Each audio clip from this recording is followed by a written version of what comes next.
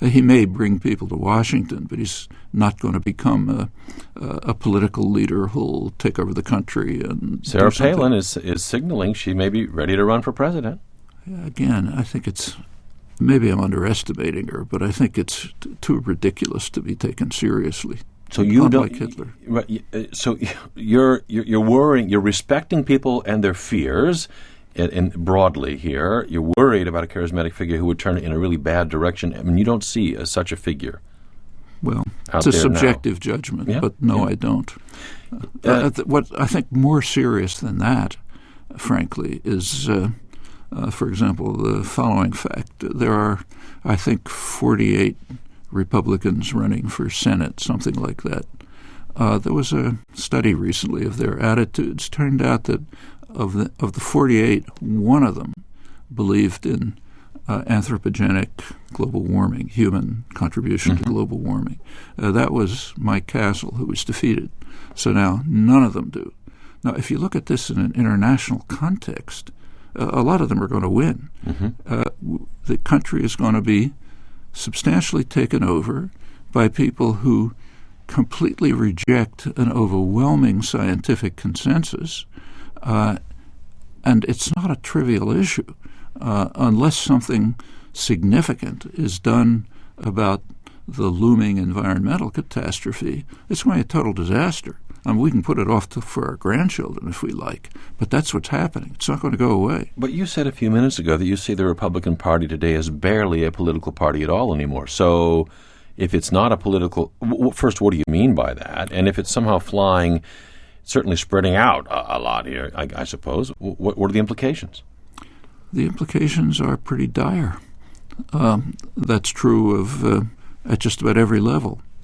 Environment is one case, and it's quite serious. We're talking about... But if it's falling apart as a political party, wouldn't it be then less influential? No, because it's the party itself is derisory, but the appeal to the population is not. It's a little bit like it's much like the Tea Party. You can't really take the Tea Party, pronouncements and actions very seriously in themselves, and it's also not a large part of the population. But the segment of the population to whom they appeal, whether through misunderstanding or whatever, that's a significant part of the population. Reading you recently, I get this funny feeling almost in your fear of chaos or what might come of it, of Noam Chomsky, of all people, in some way wishing for the old two-party duopoly to be back. Not really, because we have always had basically one party. I think C. Wright Mills pointed this out 50 years ago.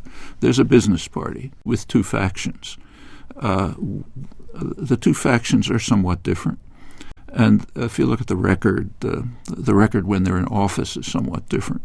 So, for example, for the majority of the population, working people, poor people, they've done a little better under Democrats than under Republicans. Not a huge difference, but some difference. However, the party system has shifted. Moderate Republicans have either disappeared or become centrist Democrats. The new Democrats, the sort of mainstream of the Democratic Party, they're pretty much what we would have called moderate Republicans not very long ago. So there's been, and the actual Republican Party has become, ghastly. What I just mentioned is one example, but you could see it in Congress. I mean, they deny it, but in fact they're a party of no. They don't want anything to work, so that they can get power again and then serve their real masters, which is a sector of the corporate system. You say you listen to talk radio and you like to hear from the college. Here's kind of an equivalent of that. This is from Noam Chomsky is with us. Here's Glenn Beck's rally on the Mall in Washington last month. Big turnout, or, decent. Here's one Tea Partier who was asked by Reason TV, conservative TV, asked, of course, what President Obama had done wrong. Pretty much everything. I don't agree on anything he's done. I don't believe in Obamacare, none of that. The biggest thing would be, I think, is illegal immigration. I'm a construction worker. I got laid off. I was laid off for a year and a half, and I had a real difficult time finding work because of illegal immigration. Noam Chomsky, do some social political interpretation for us right on the hoof here. There's one of the people at that rally. You hear what he's talking about. Yeah. Doesn't agree with the president on pretty much anything. Not Obamacare. He's laid off construction worker. The biggest thing for him is illegal immigration. What do you hear? Well, to say that the biggest thing for Obama, it's an interesting reflection of the nature of political discussion in the country. I mean, to believe that Obama is primarily committed to illegal immigration is to live in a dream world. I don't deny that I don't doubt that the person thinks that, but Obama has actually been harsher on illegal immigrants than Bush was. Just take a look at the number of people deported. But people feel, just like this person said, I don't have a job. Construction workers are being laid off, not because of Obama, but because of the collapse of an $8 trillion housing bubble that the Fed and the economists didn't happen to notice. So, yes, that's happening. Whoever it was couldn't get a job, and the illegal immigrants are taking everything over. It's a fantasy, but it was a fantasy in the 1930s when Hitler told the educated, civilized German population that your problems are due to the Bolsheviks and the Jews. Mm-hmm. That was a fantasy too, but people believed it. Now, as far as the illegal immigrants aren't taking away that person's job. In fact, the illegal immigrants are doing a huge amount of the work in the country. Well, including construction work, and he's a construction worker. Is that not his job? But no, because that worker wouldn't take the job with the pay and the benefits that an illegal worker is doing. Well, but they will, and that in a way is taking the job, isn't it? No, not really, because the jobs are there, and if the pay was decent and the conditions were decent, then that person would get a job. But that person's not going to choose to live at the level of an illegal immigrant. So they're doing the work, and it's great for if you take a look at corporate profits, they're booming, particularly in the financial sector, doing great. But they'd prefer to have people who they can easily exploit, who can't try to unionize, who can't ask for better wages. But I imagine that construction worker out of work at the Glenn Beck rally saying to you, look, if there weren't illegal immigrants here, they couldn't pay that kind of wage, and I'd have the job at a decent wage. Construction is one industry you can't move abroad, but the number of illegal immigrants who are replacing American workers is not high, and in fact the illegal immigrants are contributing to the economy, actually contributing to economic growth. But if things go badly, will they be the target that Jews were? Yes. In Germany? And in fact, notice that that's traditional in American history. You go back to the late 19th century, when the issue of immigration really began. Before that, it was no serious restrictions. Let's take Boston, where we're living, where we are now. I mean, in Boston in the late 19th century, you could walk in the streets and see a restaurant saying, no dogs are Irish. Irish immigrants were treated like blacks, the worst part of the population. Well, gradually they got absorbed into the population. Now they have very influential and so on. That's essentially what happened in American history. Each wave of immigrants was feared, detested, repressed, and as they slowly worked themselves into a growing society, a growing economy, they turned against the next wave of immigrants. But at least they finally got in. That part of the story, it turns out well.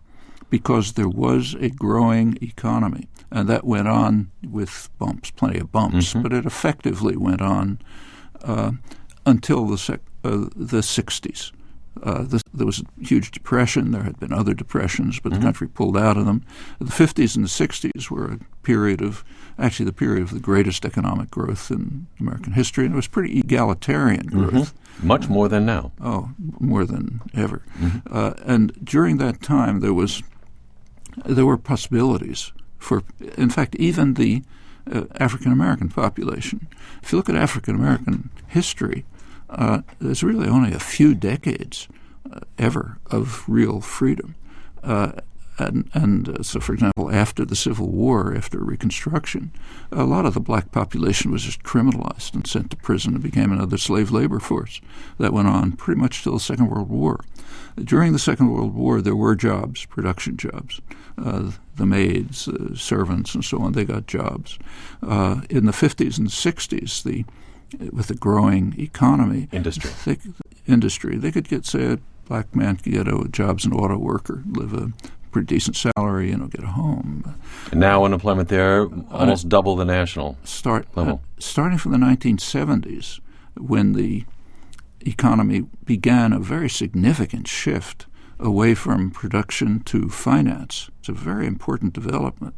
The jobs began to disappear. It became more profitable for corporate managers and banks to shift production abroad. They make plenty of profit from it, but that means that the economy gets hollowed out. Well, what happened to the black population? They were sent to jail again. That's the period when the criminalization rate in the United States started to boom, way beyond Europe, mostly black males. Noam Chomsky, stand by. So many listeners here banging at the door to get in on this conversation. Tom in Somerville, Massachusetts, you're on the air with Noam Chomsky. Hi. Thanks for taking my call. I simply want to reiterate what Professor Chomsky said about the Tea Party. I think it is an incipient fascist movement that's simply looking for the man on the white horse, like Hitler, to mobilize it and to become an overwhelming force in this country. I think we're destined to go fascist, and because of the Tea Party and because of that desire to be led. But Tom, what about Noam Chomsky is also saying don't write people resonating with that perceived message off. They are facing real problems, and to ridicule or write them off is a mistake. Well, the Nazis were written off, they were ridiculed, and they prevailed, didn't they? I don't think Hitler ever had a majority of the vote, but he weaseled into power. He didn't. And I have a feeling that the problems of the Tea Party will be overcome once they find their person on the white horse. Tom, thanks for calling. Noam Chomsky, how serious a warning are you making on that front? You hear Tom's prognostication. I don't feel as apocalyptic about it as he does. I think the analogy, the comparison is worth thinking about. Remembering again that Germany really was the absolute peak of Western civilization and descended to the ultimate barbarism within a short time. It's worth thinking about, but the conditions are different, the circumstances are different. I don't think my feeling is it's probably not going to happen here, but something similar it's worth considering the analogy. The difference between Hitler, incidentally, was very popular. He was probably the most popular leader in German history by the mid and late 30s. The estimates, as I said, are that he probably had 90% support by 1939. And he was doing something for Germans. The economy revived through war spending. They were regaining their national glory by incorporating other German-speaking areas, Austria, the Sudetenland, and so on. And and the army was rebuilding. Germany was no longer the sense that we were unfairly beaten down after the Versailles Treaty. That was being overcome. There was a nationalist upsurge. These things could happen, and there are elements of it here, but I don't think we should exaggerate. The circumstances are by no means identical.